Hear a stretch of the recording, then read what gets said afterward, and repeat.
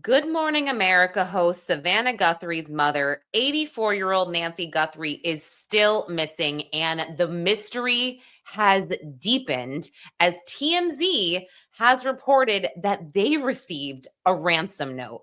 I'm going to get into everything that we know, and why this is so perplexing. But first of all, I want to remind everybody that I do record this podcast. I record these podcasts a day in advance. And so by the time this comes out, we may have more information that I will have written in the episode notes. And I always sort of avoid doing cases about missing people because of this reason. I want to make sure that I'm always up to date with everything. But man, this case has driven me crazy. And I just feel so horrible for the Guthrie family and for Nancy Guthrie. Savannah Guthrie, again, she hosts Good Morning America. She took to her Instagram today asking for prayers. And, she said, I believe in the power of prayers. I know a lot of the times people tend to say, enough with the prayers, let's do something. But she's like, no, I want prayers. So just the facts that we know, and I'm going to play two different videos for you guys in a minute, but the facts that we know here are that Nancy Guthrie is 84 years old. She is cognitively well. She does not have any type of dementia. She does reportedly have some kind of mobility issue, so she needs help moving around. She is on a medication, and this is very important, that authorities and family have said if she does not get her medication, it might be fatal for her. So after, I think it was 2 or 3 days, she needs that medication. She needs those meds, or else it's not looking good.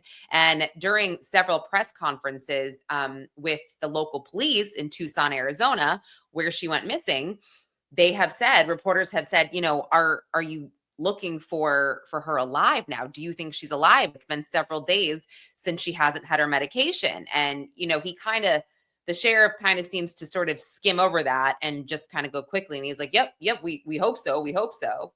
It's a little strange, but I get it. He's trying to share what he can in order to help the investigation, but also not hinder it. Or he just really doesn't know anything. But again, she was last seen at her Tucson, Arizona home. She is 84 years old, and this was Saturday evening.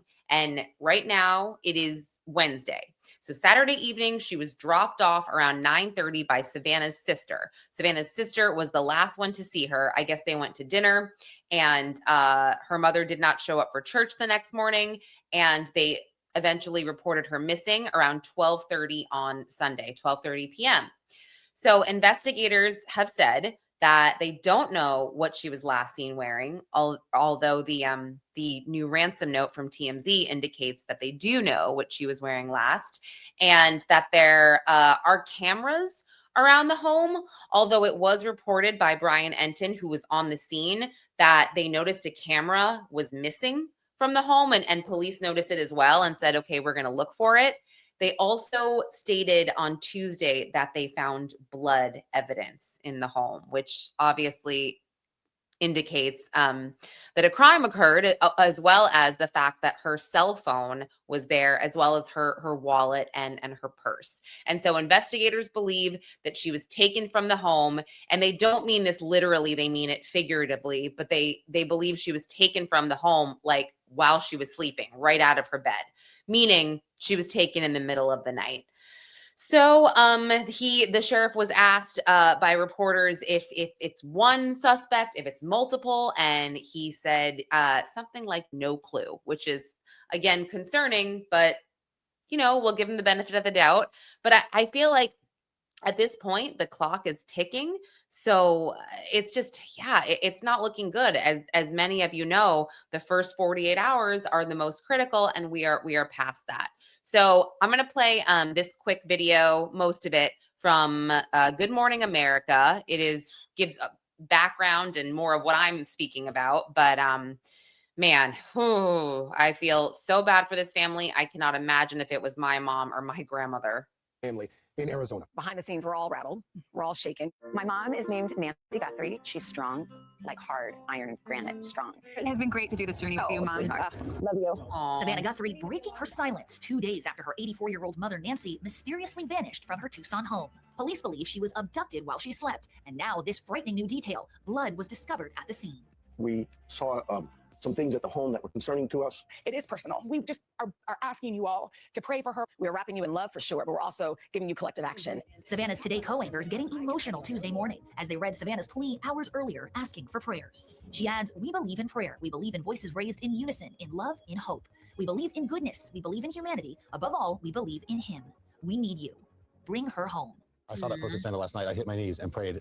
And I don't think I've ever prayed for anything harder in my life. In the statement, Savannah calls her mom a woman of deep conviction, a good and faithful servant. What she showed me was to be consistent, to be faithful, and to be truthful. That's why alarms were raised when Nancy didn't show up for church on Sunday. The family called 911 around 12:15 p.m. to report her missing. According to police, Savannah's older sister, Annie, was the last person to see their mom alive. She dropped Nancy off after dinner around 9:30 on Saturday night. This is not a dementia related. She is as sharp as a tack. She is very limited in her mobility. As a family says, she couldn't walk 50 yards by herself. She did not leave on her own. We know that.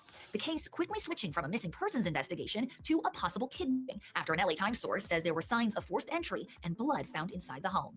We took some samples that we hope will have enough profile of a DNA profile that gives us some identification as to what we're looking at. Do they have cameras at their home?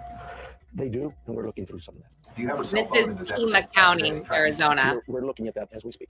In a press conference Monday, the Pima County Sheriff revealed the FBI is now involved, and the race against time growing more and more urgent as the minutes pass. She takes daily medication, and she needs them for survival. Medication that if she doesn't have in 24 hours, it could be fatal. Do you believe you are still looking for Nancy Guthrie alive at this point? I don't, we're just not going to give up hope. We hope she's out there somewhere. Love you. Love you. Okay.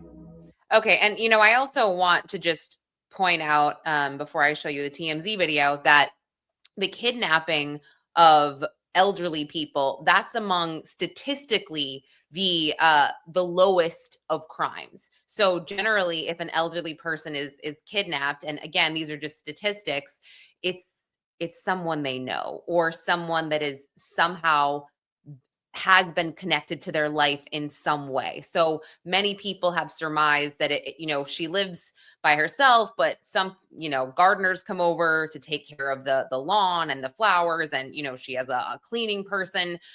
I mean, who knows? I just wanted to share that, yeah, it's pretty rare for an elderly person, to be kidnapped by a stranger. Now let's get to the latest with TMZ, what they shared. And again, they shared this Tuesday afternoon, so I will have updates in the episode notes, but this is crazy. I mean, sending a ransom note to TMZ, I don't know. I don't know why you would do that, but according to Harvey, there's information in here that maybe only the person who committed this act would know, allegedly. Let's see. All right. In our email that looks like it's written like a ransom note for Savannah Guthrie's mother. Specific And they're requests very for certain amounts of money, very specific. Bitcoin. And also they say at the bottom, there are certain things they're saying about what she was wearing and damage to the house. That they're clearly saying to verify that it's us. We know what we're talking about here. So we've contacted the sheriff's department, and we want to get them this letter. We had a little trouble getting through to the right person, but the person we spoke with is now forwarding this to somebody in the detective bureau.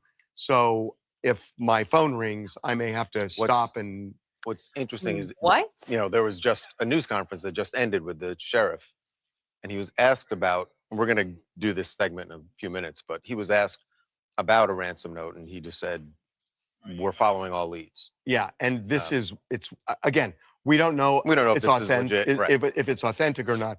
But they're when you read it, they're acting as if, yeah, only we would know these things, and we're serious. And there's a dollar demand and an or else in there. Oh, so or else. We will let you know as this thing kind of develops.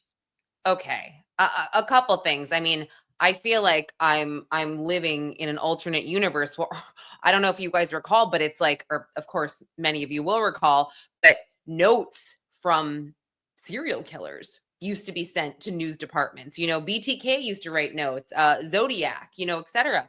I haven't seen anything like this in a really long time, where an actual media conglomerate is somehow getting involved. And I will include a link again in the episode notes if the note is revealed. I just don't think that anything is going to be able to be revealed until it's really looked into forensically, because I mean, this person, whoever sent this, I'm thinking they have to really know what they're doing when it comes to IP addresses and the internet and how to sort of block everything, because that seems like a really solid way, an IP address to get right to the person responsible, or at least in the vicinity. So this is crazy. Again, TMZ most likely will have to keep this note under wraps until they are fully cleared, or hopefully Nancy Guthrie is home.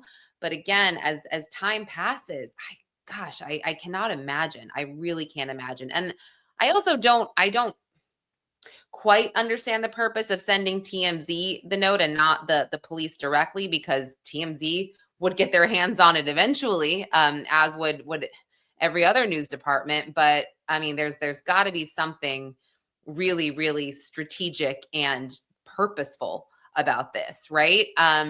So yeah, I will stay on this story right here at Los Angeles Magazine. My heart just goes out to the Guthrie family, and any family that is dealing with a, God forbid, a missing persons case, or has a family or friend that has been missing for a long period of time. I can't imagine living with the unknown. That is something that I pray to God that I don't have to experience. And all of you watching, I hope you don't as well. But all right, guys, stay right here for details. I'm Lauren Conlin. Thanks for tuning in to Los Angeles Magazine's Pop Culture, Scandals, and Crime News Daily podcast.